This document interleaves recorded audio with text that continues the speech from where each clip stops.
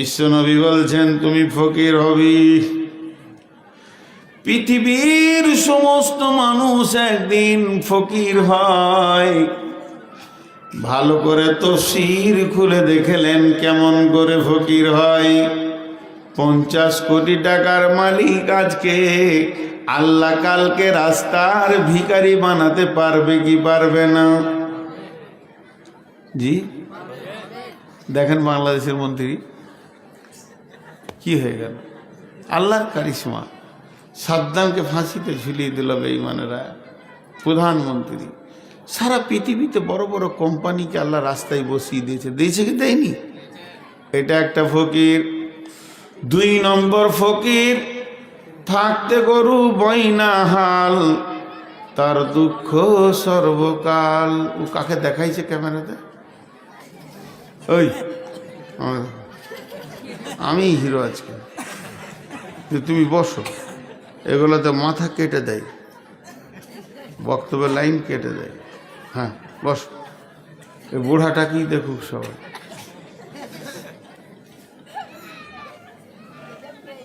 তো এই ফকিরটা কেমন? আল্লাহর নবী বলছেন গেনা কা কাবলা ফাকারিকা।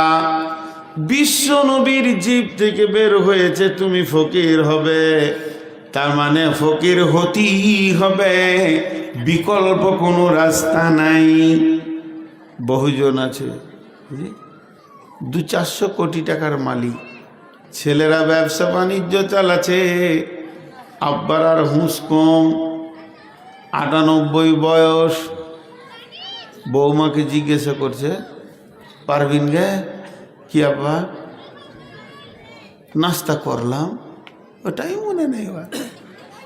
2খানা রুটি খেয়ে নিয়েছে, নাস্তা। হ্যাঁ জি আব্বা রুটি খেলে যা।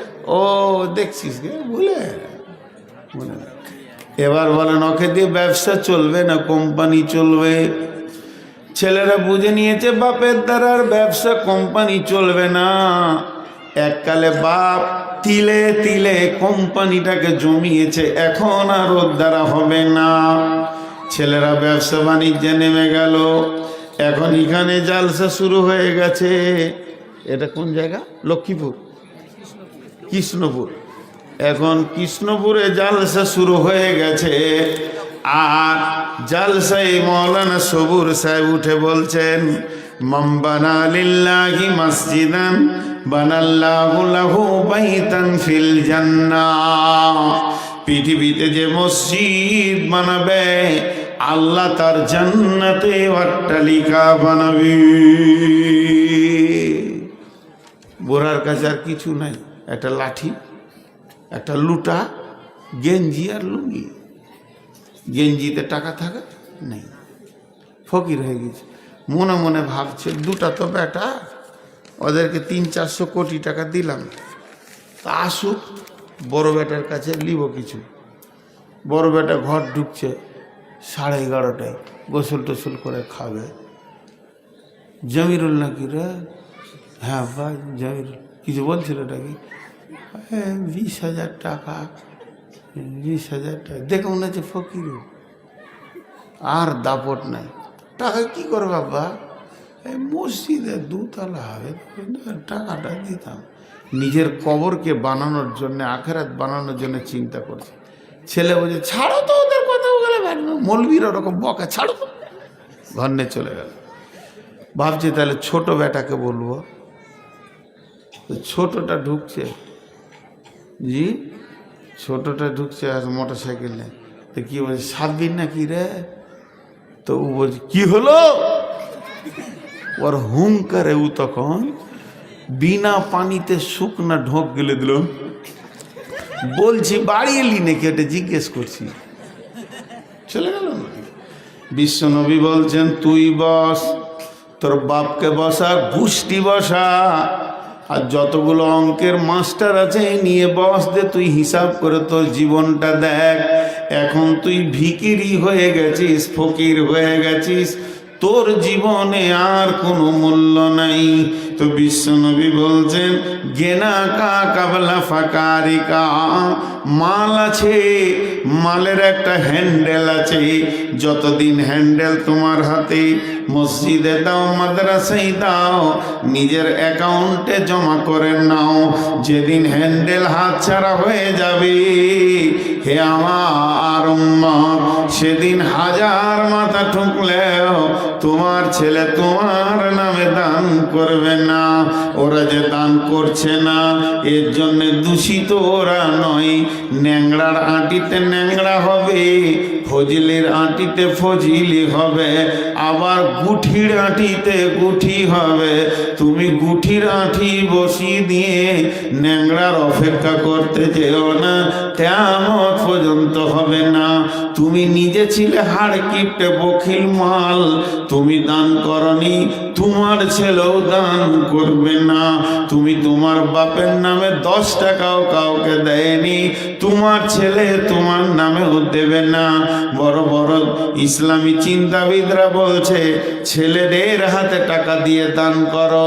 তুমি দিও না, বরং তুমি ছেলেকে ডেকে বলো বাবা টাকাটা জমা করে এসো তোমার দাদুর নামে।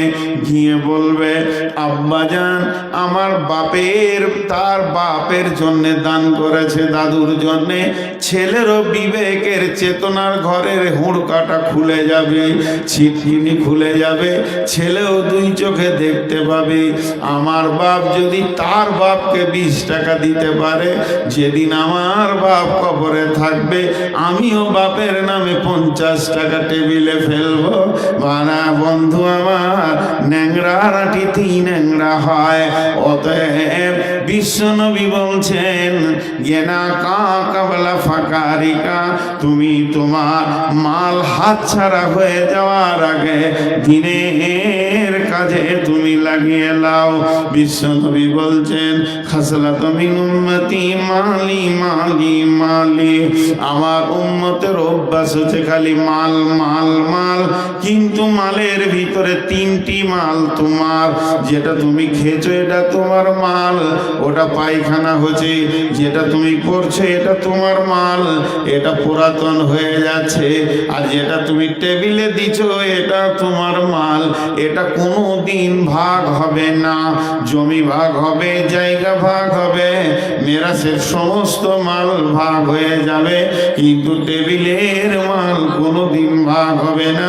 এটা তোমার সলিড, তোমার অ্যাকাউন্টে জমা হচ্ছে। বিশ্বনবী বলছেন ইত্তেবাউল মাইয়াতা সালাসাতুন ফায়ারজিআনে ইসনানে ওয়া ইয়াবকা মাহু ওয়াহিদুন ফায়ারজিআনে আহলুহু মালুহু ওয়া ইয়াবকা মাহু ওয়াহিদুন আমালুহু। আল্লাহর নবী বলছেন মানুষ যখন মরে যায় তার সঙ্গে 3টে জিনিস যায়। একটা তার আহাল যায়, 2টা তার মাল যায়, 3 নম্বর তার আমল যায়। আর যখন মাটি হয়ে যায়, দাফন হয়ে যায়, 2 জন ফিরে চলে আসে, আহাল আর মাল ফিরে চলে আসে, আমল তার সঙ্গী হয়ে যায়।